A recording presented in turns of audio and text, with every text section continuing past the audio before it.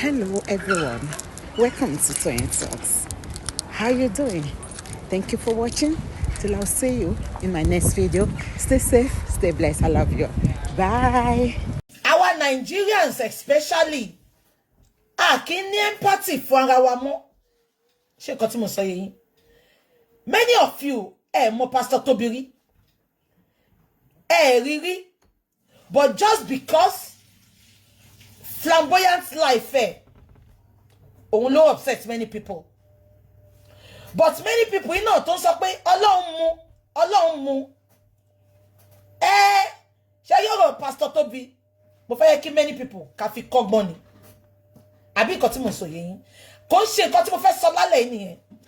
Ibi tí mo ti wá ń rí comments, mo wá rí táwọn kan kọ síbẹ̀ pé so bí Pastor Tobi èèyàn kan sọ pé deportation order can be revoked. That is why I am bringing in, it's just debunking it. Ó ṣẹlẹ̀ lóòótọ́. But ipe wọ́n gbé lọ lé yẹn, that is not the bone of contention tonight. Ṣé nǹkan tí mo sọ yẹn? Èmi ò kí ń ka Naija blogs. Ṣó yé yín? Nǹkan tó ti mú pépà ìlú yìí tó ti gbé, ó ṣẹlẹ̀ lóòótọ́. Kò ń ṣe gbígbé yẹn mo fẹ́ sọ̀rọ̀ nípa ẹ̀ lénìí. Ṣé ń gbọ́ mi? Educational chat mo fẹ́ sọ náà nípa ọ̀rọ̀ kan tó ṣẹlẹ̀ sí Pastor Tobi.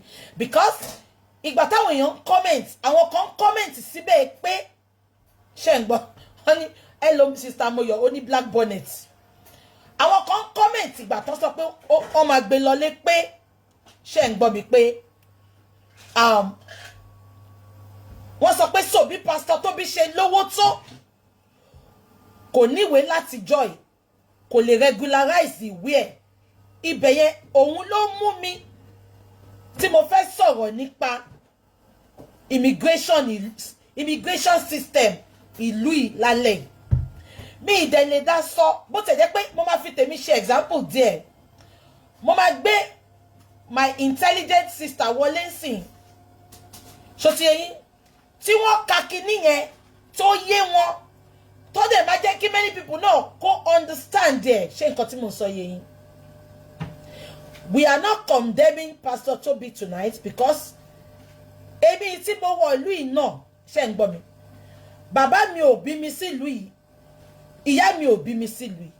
Greener pasture ló gbé mi dé ìlú yìí. Along the line ni mo fi níwèé. 99% ẹni tó bá ti bí sí ìlú yìí. Nǹkan tó ṣẹlẹ̀ sí Pastor Tobi ó lè ṣẹlẹ̀ sí. Ọ̀tá mi máa yọ̀ mí nígbà tí mo bá ṣubú. Ilẹ̀ ló yọ̀ mí máa dìde.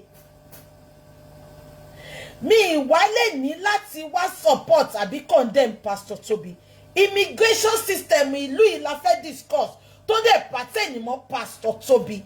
Am I communicating? Because immigration system ìlú yìí kò yé many people, especially Nigerians. All people living back home knows is to read and attack you, to read and condemn you, to read and drag you. Without reading, without having an atom of knowledge, they are not knowledgeable at all. All they want to do on social media is to attack, and attack. Am I communication? Owó ní nǹkan kan ṣe pẹ̀lú immigration status anybody. Now, without láì má fi pọ̀lọpọ̀lọ péjọ, I will be bringing in my sister tonight. She's well read, she's intelligent. I have a lot of lovely, intelligent people around me. So I'll be bringing in my sister tonight.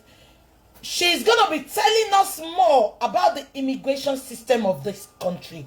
Am I communicating? So then we take it up from there. I will ask some questions. So tanti bati lo èmi á wá sọ àwọn nǹkan tí mo fẹ́ sọ. Ṣé nǹkan tí mo sọ yìí? So please, we are gonna permit me to call my auntie. Yeah. Emma Bino. Yeah. Mbo. Emma Bino. Kí ni mo ná? Yeah.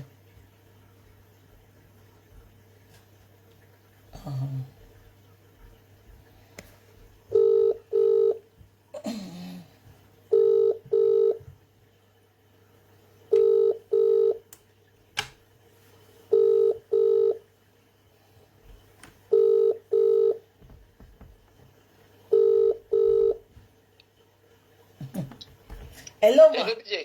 Hello, ma. Good evening, ma. Ekalema. Hello, BJ Shewa. Mo, okay, ma. Quickly, I'm on live chat, please. I don't know if you are free to talk now, Oh, ma. okay. Just a quick one. Yeah, that's fine. Yeah. I'm sorry, ma, to disturb you. Okay. Something happened about 2 days ago, and I know you are well read, you are intelligent, so I believe in your judgment and whatever you tell me. But I want to confirm Lenny Koyemi Dada. And many people, but I'm talking about Pastor Tobi tonight. Yes, ma'am. Oh, okay. Yeah. My chat is not to castigate Pastor Tobi, but just to enlighten our Nigerians, because ìgbà tó sọ pé wọ́n fẹ́ gbé Pastor Tobi lọ sílé yẹn, many people were like, bó ṣe lówó tó kò níwèé nílùú yìí láti 20 years tó ti dé ìlú yìí. And I can feel Pastor Tobi where he's coming from, because èmi náà ti wà nínú situation yẹn rí, because mo ní wọn bí mi sí ìlú yìí, èmi náà wá sí ìlú yìí for greener pasture ni. Kí má dá yín dúró mà. Ẹ jọ̀ọ́ mà nípa nǹkan tó ṣẹlẹ̀ sí Pastor Tobi, because many people, they are following the Nigeria blogs. But mo mọ̀ pé dàbí Telegram àbí nǹkan kan gbé bí báyìí. Ẹ jọ̀ọ́ mà ṣe lè bá wa tàn mọ́lẹ̀ díẹ̀ sí mà. Please ma. Because kò really yé mi náà, kò dẹ̀ yé many people. Okay. Àwọn èèyàn, they are mocking him, they are, doing a lot of things. Mo mọ̀ pé into one system it be, and you have gone through this immigration system before. As in, you know what they do. Ẹ jọ̀ọ́ mà, ẹ bá wa tàn mọ́lẹ̀ sí mà. Okay.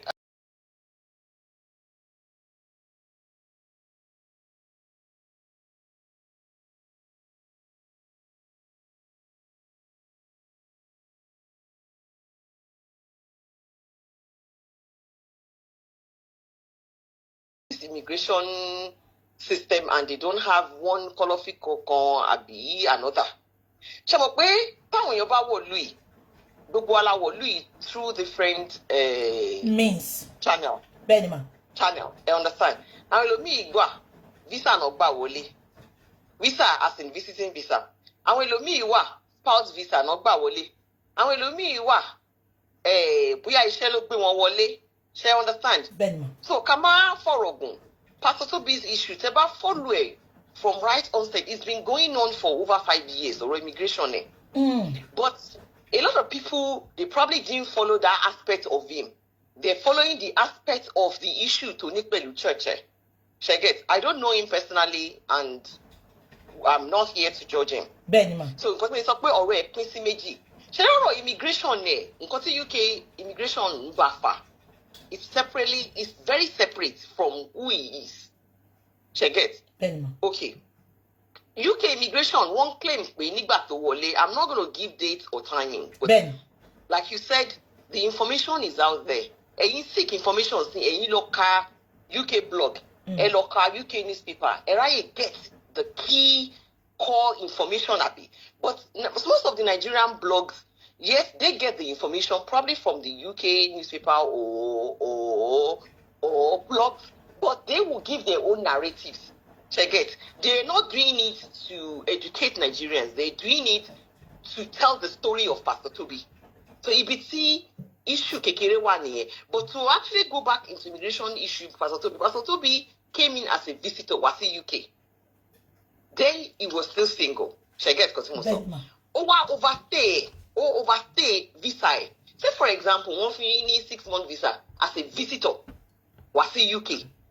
After 6 months in here, he started working as a porter, as a kitchen porter somewhere. Then he formed this church. In the process, visa expire. UK immigration new rules one. Even okay, it's overstay 2 years, 3 years. Ṣé ní gbogbo àtàn sọ àwọn èèyàn lè ṣiṣẹ́ under G. Àwọn èèyàn ń lò wò ní ìwé fi ṣiṣẹ́. Àwọn èèyàn ń lo fake ìwé fi ṣiṣẹ́ ní gbogbo time tí Pastor Tobi wọlé tó ń ṣiṣẹ́ tó ń ṣiṣẹ́ ẹ̀ lọ. But visa expire. Then he became a pastor. She understand? Nígbà tó máa marry, ó marry Pretty Cohen tó jẹ́ pé tó níwèé tó lọ́mọ níbí. But Cherry story tó wá jáde ní 2 days ago àbí 3 days ago yẹn is the case of tribunal. Kọ́tọ́ gbé on the tribunal, long process ni o. He must have gone through Home Office, he must have reapplied, he must have done so many things to David Tribunal. Although Home Office Tribunal no ni, UK government ń sọ fún bóyá ó níwèé o, bóyá ó lówó sorry, bóyá ó jẹ́ multi-billionaire, bóyá ó jẹ́ thousandaire, kó jẹ́ pé òun gangan ló ní gbogbo Buckingham Palace. Check it. Law is law, òfin is òfin. Rules are rules. UK ò lè bend rule for anybody. So mistake that one ṣe nìyẹn pé bó ṣe lówó tó kò níwèé. Mo lówó lọ́wọ́, mo lélẹ̀, ìyẹn ò guarantee èèyàn nílùú táwa wà yìí ní UK. Kò guarantee anybody níwèé nílùú. Fact ni mo sọ fún yín lálẹ́. Understand? Rules are rules.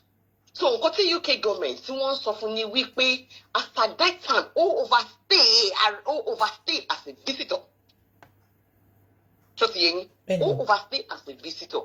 So ó wá ti bí wọn síbí ó fẹ́ exercise family right ẹ̀ pé òun ti fẹ́yàwó síbí òun ti lọ́mọ ń bí it is not enough. Wọ́n wo bó ṣe.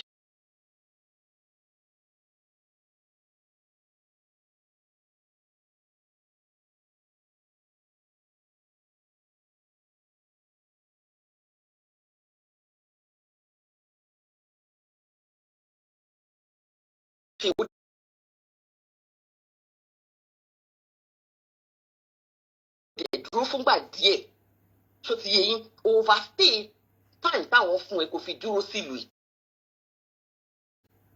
In the process o marry òótọ́ ni wọ́n agree o lọ́mọ òótọ́ ni o dẹ̀ tí wá wà nílùú yìí for a period of time òótọ́ ni nígbà tó wá dé tribunal ló wá gbọ́rọ̀ church ẹ̀ wọ́ pé òun ní impact into society mo ti ṣe báyìí bí contention ni pé ẹ wo eléyìí mọ́ mi lára get kan tí mo sọ yìí ẹ wo mọ́ mi lára yìí pé nígbà tí mo dé lùí mo dá church sílẹ̀ mo ní charity organization mo bá àwọn politicians ṣiṣẹ́ mo ní influence níbí mo ní influence lọ́hùn ṣó ti yé yín kí n máa fi Yorùbá sọ torí Yorùbá la fi ń sọ dáa so àwọn UK immigration wá sọ fún pé gbogbo àwọn nǹkan tó kà sílẹ̀ yìí pé o ti ṣe báyìí church yìí gangan fún ara ẹ̀ ó lè survive ó lè ṣe àwọn nǹkan tó ń ṣe without you being in the UK.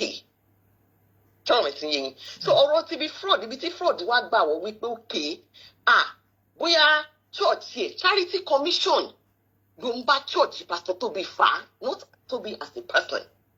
It's two different things. Ó dá church sílẹ̀ wọ́n ní kò sí transparency àti accountability.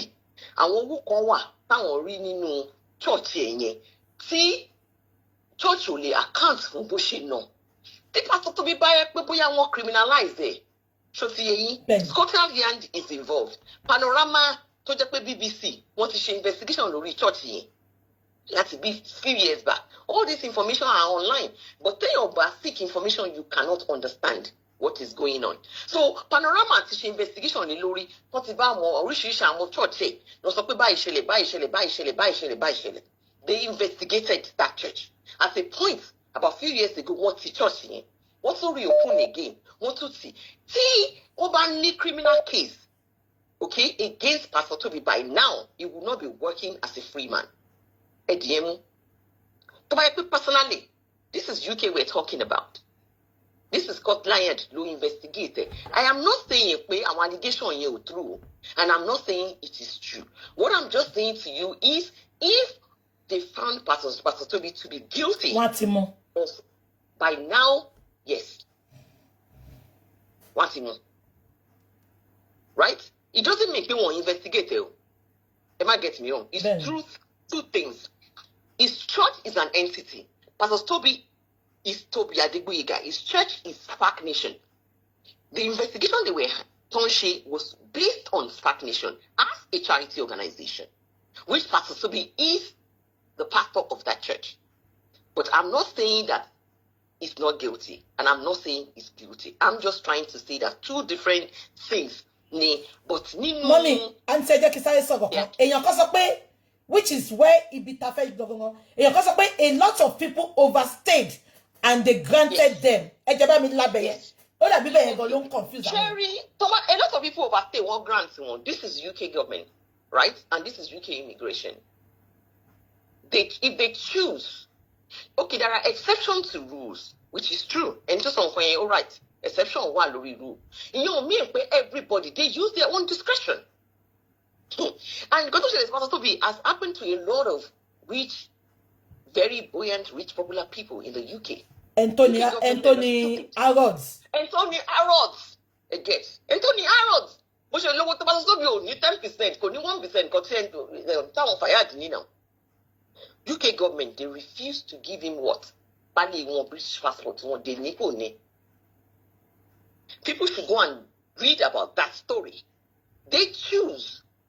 What first we need discretion. Shall we history Pastor Tobi in saying? Can it be okay?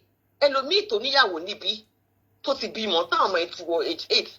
A lot of illegal immigrants. Tẹ́ bá rántí rules yẹn táwọn èèyàn fi ń gbàgbé tí wọ́n láwọn gbàgbé ọmọ ọlọ́mọ ọdún 10 years old. Ben ọdún méje. Ben. Ọdún méje. A lot of people táwọn àgbọn wanted to rí ẹgbẹ́ lu. But it's what? They use this discretion. They can say to you that yes. But if they then say to you, no, we cannot give you, because there are rules. But kí ló ti Pastor Tobi ṣe wà exceptional? Ṣé torí fraud allegation? They never said the fraud allegation, like I said, was against his church. It could be the genesis of it. Seriously. The UK government, they do that a lot. You know, man, a criminal record. To the driving offense, la ton lo ni lui. Seriously. PSCB, and it was indefinitely live to remain. British government has the right to withdraw it from them. We've seen people don't think that we want to. So they could say, "Wala." Do you get? So they revoke it. We want. People can prove me it happens.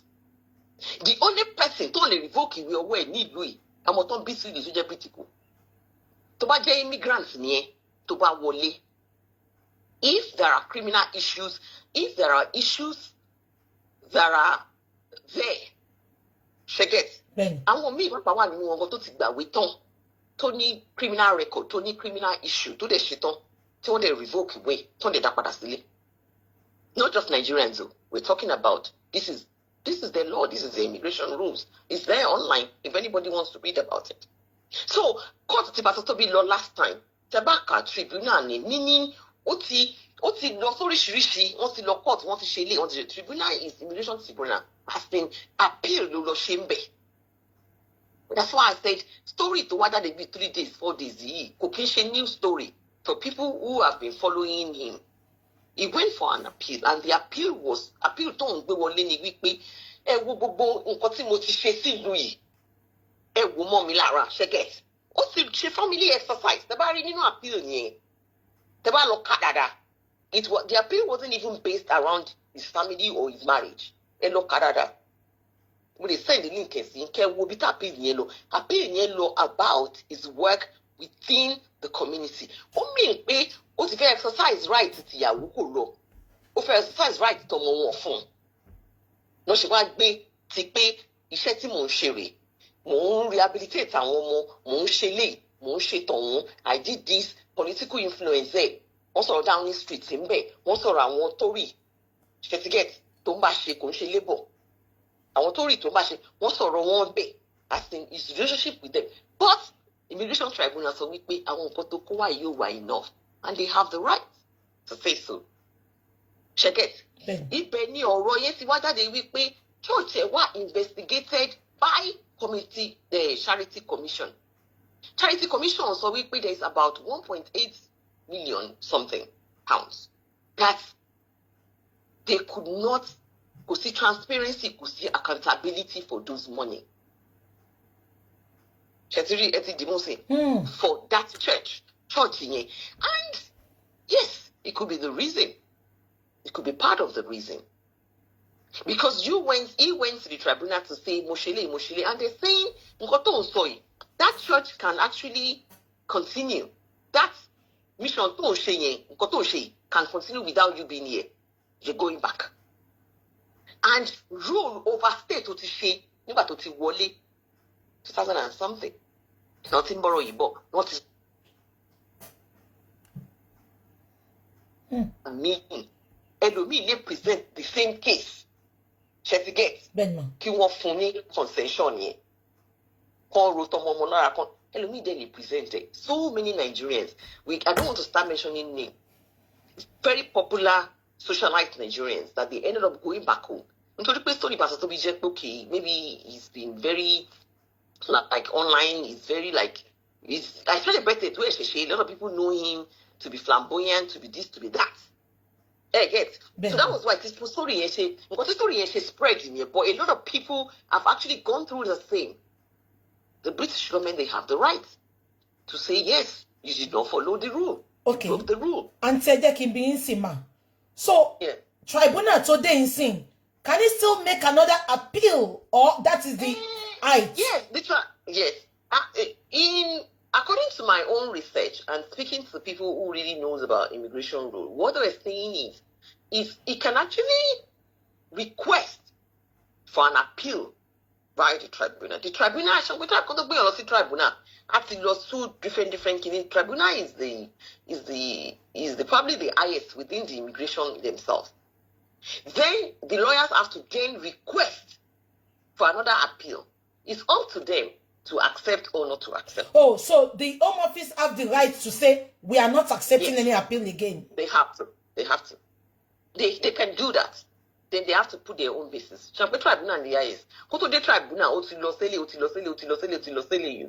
orishirishi do the tribunal. But it doesn't mean pay Otushile request for another appeal within the tribunal. But then it's up to them. But if you read the story from UK mainstream newspaper and UK blogs, they're not very specific about the previous application on Benny. They're not. So meaning he has been through several applications.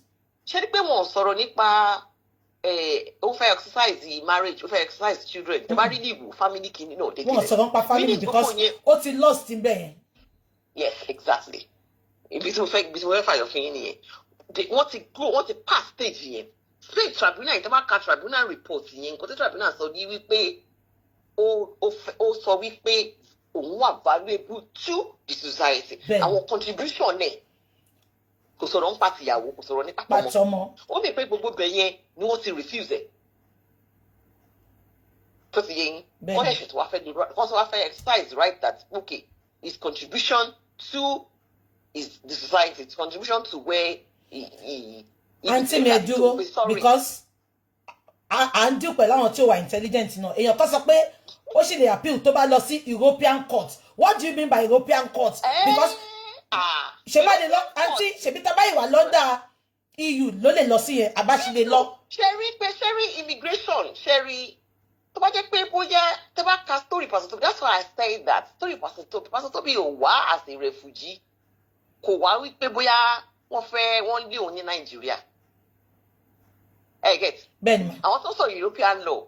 Yes, they might be right in some way that any tó jẹ́ wípé ó sìn like a popular a popular politician from Nigeria to the okay wala kan ṣẹlẹ̀ ló wá bó ṣe kó gba visitor wa ó wá as a refugee. Ṣé o pé recently wọ́n sọ story kan ṣe pé Bobrisky ó lọ jà dúró níbì kan. Bẹ́ẹ̀ni. Kí n kàn lo example. Ṣé o pé bó ṣe wọlé yàtọ̀ ẹni tó lọ jà dúró tó kúrò náà sákúrò tó lọ jà dúró. Bẹ́ẹ̀ni. Ẹni tó wá as a visitor ẹ gbọ́ mi dáadáa o ṣe bí ara rọ̀ nílé ló wá as a visitor. Wọ́n ọ̀dẹ̀ proof wọn àti kò sí evidence níta pé ó go through part pé ó jà dúró part ọlọ́mọ àti oníyàwó la gbọ́ pé ìgbìtì kò ló fẹ́ ẹ bá ka report yẹn dára. Bẹ́ẹ̀ni. Get. Bẹ́ẹ̀ni. So ṣé ẹni tó ṣe pastor mi tó wà comfortable níbo náà ń lé lọ ní Nàìjíríà kí ló ń lé ní Nàìjíríà àwọn wo ló fẹ́ pa tó máa sọ pé òun lè padà síbẹ̀. He said it himself now orí tó máa léèyàn níbi kan bìkan lèèyàn máa lọ ẹ lọ wo fídíò ẹ̀ now. He's a very intelligent guy. He's not stupid. So I'm also European, yes. In some instances within immigration, yes. But you have to look at everybody, each person, social application. Circumstances one yato na. But what they might apply for olodun meje, they might apply for olodun mejo, olodun mewa. But different circumstances, application go on go one shit. But circumstances don't look if your application you totoni. Hello me marriage do fit that way now. Auntie me, ẹ jẹ́ kí sáré sọ kankan. èèyàn kan sọ pé ṣaṣọ ìpọ́ mọ́ ẹni because àwọn tí ò wà intelligent ẹ̀ ló sọ̀rọ̀ yẹn ó ní because the fact pé ó bí ọmọ British pé ó jẹ́ kí UK government kó fún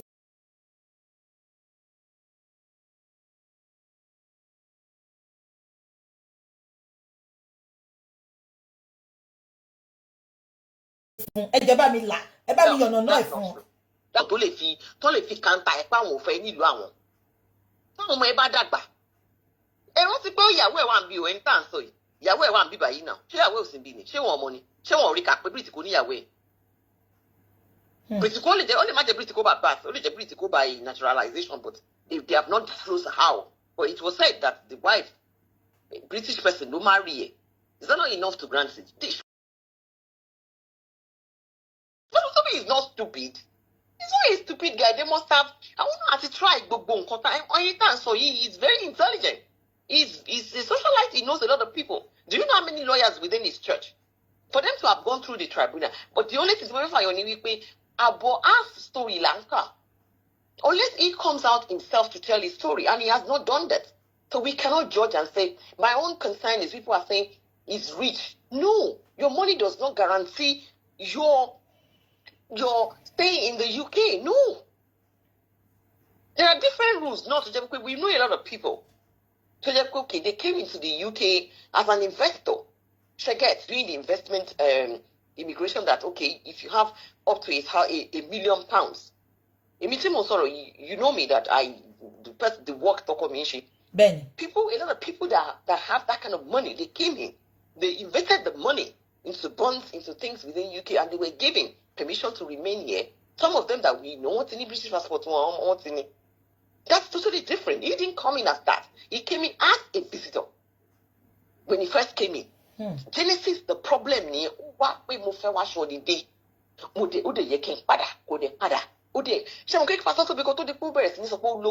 He was go and read the story. He started from scratch. He was living with his cousin Tom because they shouldn't have dragged him into the story. He worked as a kitchen porter, then he started his church from the scratch. But by that time, he has not regularized his paper, which a lot of us went through the same. I came in here to study. I went through uni here. Check it. By the time I was still uni, then I got my papers to marriage, to share and all that. But it doesn't mean that telling me about wole pay. That's why I said they use their discretion. There are rules. You broke that rule. Tell you about break rule. Tell me about break rule. Tell me about lofa appeal. Appeal it in wole gba wole man gba temi wole. Discretion one. It's not compulsory. Yes. And there are thousands of things they will put into place. This is why Pastor Tobi played that card off. I'm valuable to the event. He is from around Surrey, Croydon area. And true, he has contributed a lot within that society, within that area. If you read about him, most of the outreach don't share area in Lutin She, Omba Tory, now conservative party, Omba She ni Begon. If you Google him, you see a lot of pictures. He's been to Downing Street, he's been to the Parliament, and all that. But UK so pé ara go to be why ìyàwó gone. Auntie bin de se nwo mi go ba ma accept tí UK bá sọ pé ẹni yóò ní gbàwé kò ní gbà kó lọ bá queen gan wọ́n ní fún. Wọ́n ti conclude the case. Exactly. Ẹni tó lọ sí tribunal. Right? Ẹni tó lọ sí oríṣiríṣi tó wá this tribunal. Then unless if there are new support to Bamua, support the tribunal to refuse yẹn pé say gba ilé ya gba ilé tó mú wá. Maybe new. Never say never. I've always say that. So meaning we don't know what else he has that he's going to present to the UK border. Now, she been got to basically láti ka ìpè ugbele ìwà wọ́n dẹ̀ sọ síbẹ̀. But yes, we acknowledge that. But one ní tẹ́bá kàn ìbùtàn kọ síbẹ̀. The way they describe those things are, they do for kò wá substantiated. Bó ṣe sọ nìyẹn kò tó fún wa. Kò tó, it is not for us. Láti sọ wípé a fẹ́ fún ẹ níwèé wa, àwọn náà níwèé wọn now. Then auntie mi nípa tọmọ àtìyàwó tó sọ yẹn ó dàbí ṣé ó ní tó bá jẹ́ nìyẹn kó lọ sílé kó lọ fẹ́yàwó ẹ̀ àbí. Exactly, you're right. Ṣé ẹni tó sọ kí nìyẹn ẹni yẹn right. Ṣé rí a lot of people